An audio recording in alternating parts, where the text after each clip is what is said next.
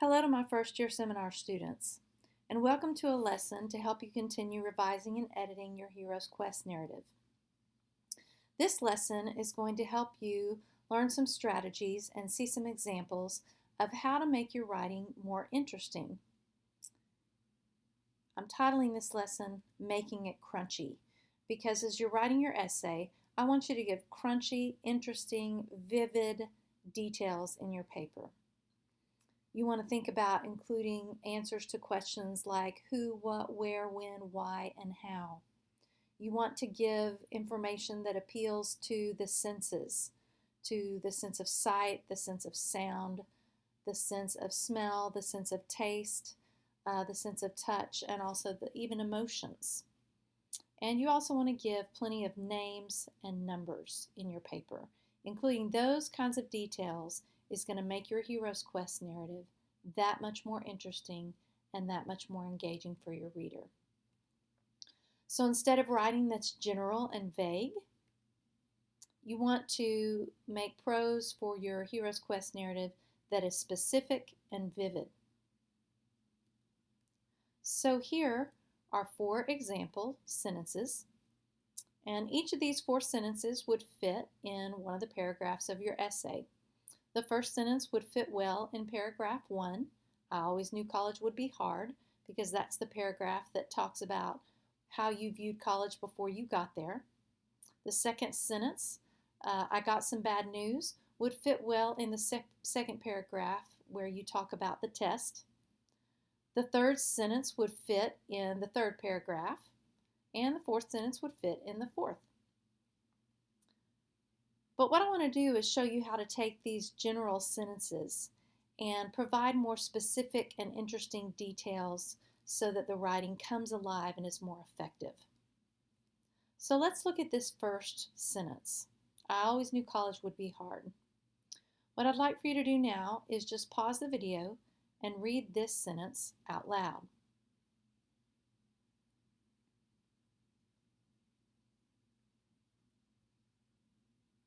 So what this writer does is include specific details like what year he was in high school, the name of the high school, the name of the class, the name of the teacher, and then a direct quote.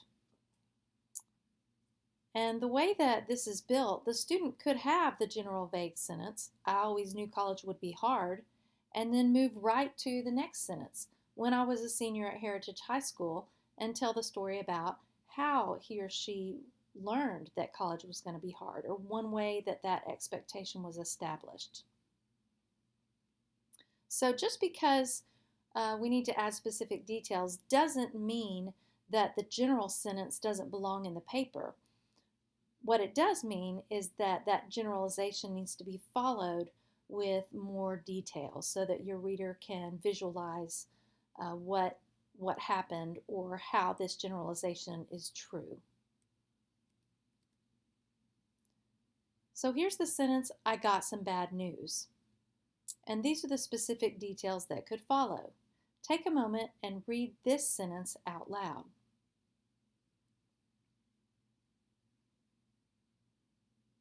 So we get all kinds of details in this paragraph. We get the time of year, and the time of day.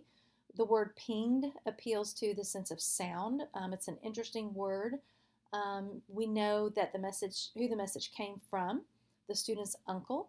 We find out where the student was, how the student got to the classroom, and the name of the class. We have a few visual details when the student mentions getting out her spiral and pen. And then there at the end of the paragraph, this student gives some really powerful imagery that helps us understand how she felt. We know how she looked. We kind of know what it felt like inside for her. And then, of course, we get the direct quote from the message. And including those direct quotations in your writing can be a really effective way to give your reader an example or an illustration of what you are trying to describe in your paper.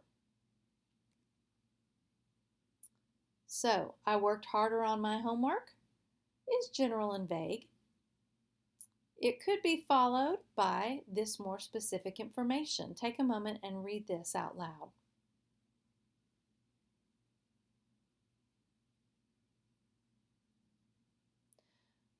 We get names in this paragraph. We get dates, Tuesday and Thursday. We get an amount of time. We get the name of the cafeteria. And I think the detailed drinking bad coffee is a really good one because we can envision students not just drinking coffee, which might be typical at a study session, but we also know that the coffee was bad, and we can all relate to drinking bad coffee or, eating maybe not the best snack in the world when we're working on an assignment.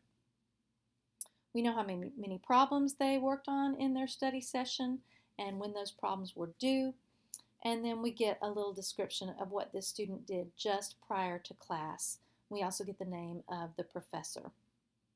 So again, this is one of those stories, kind of a play-by-play, step-by-step story describing an event where this student actually carried out a plan for how to move through a struggle that he or she encountered.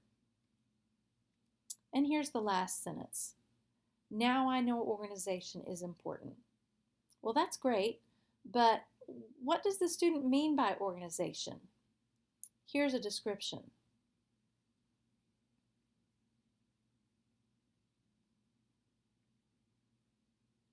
Here, we know that by organization, the student means writing down assignments and inputting them into his or her phone. We know which classes the student uses this method for, and also really important, we know the effects of this strategy.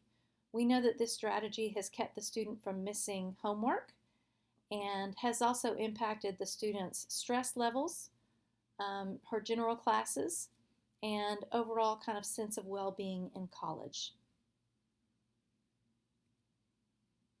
So, as you write and revise or edit and revise your Heroes Quest narrative, I really hope you'll work on adding those crunchy details. When you do, you can know that it's going to make your paper that much more interesting and engaging. And I can't wait to read your Heroes Quest narrative.